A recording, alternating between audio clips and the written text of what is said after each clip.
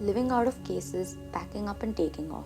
Drive highways and byways, but not forgetting where I was. Transportation hubs are a crucial part of one's life. Having said so, they have the potential of becoming COVID hotspots. But one cannot cease their functioning.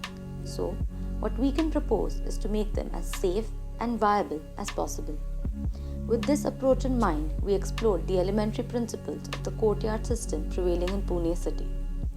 We brainstormed an idea of developing a bus terminal which finally evolved in a semi-courtyard style structure with the waiting area overlooking the arrival and departure of the buses. A distinctive bifurcation has been given at the entry, a vehicular and a pedestrian one. Provided for the public entry is a ramp which ensures accessibility to all.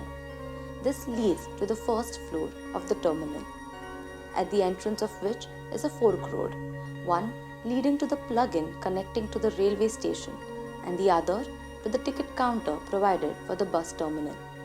Further, we proceed towards the waiting area which has provisions such as accessible toilets, ATMs, canteen and an additional provision of a medical healthcare center given keeping in mind the current scenario and that anyone travelling to and fro from a place needs a preliminary health checkup.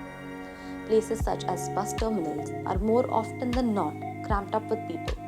This happens due to the provision of a common waiting area.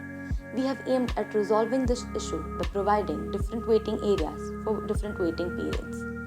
When the waiting duration is less, people can accommodate the waiting area provided on the ground floor, which is provided with ATM, ticket counter, accessible toilets, and a few retail shops.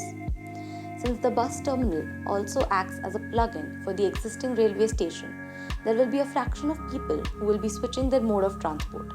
This might result in a longer waiting duration.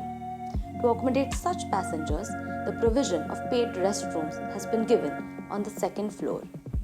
The revenue generated from this will be used for the betterment of the infrastructure. In the current scenario, institutional buildings, amongst others, have been converted into quarantine centers, but these are lax and also makes the original use of the building ineffective. The restrooms are provided with the motive of being used as quarantine centers. Needless to say, these are already a part of the sector dedicated to the public.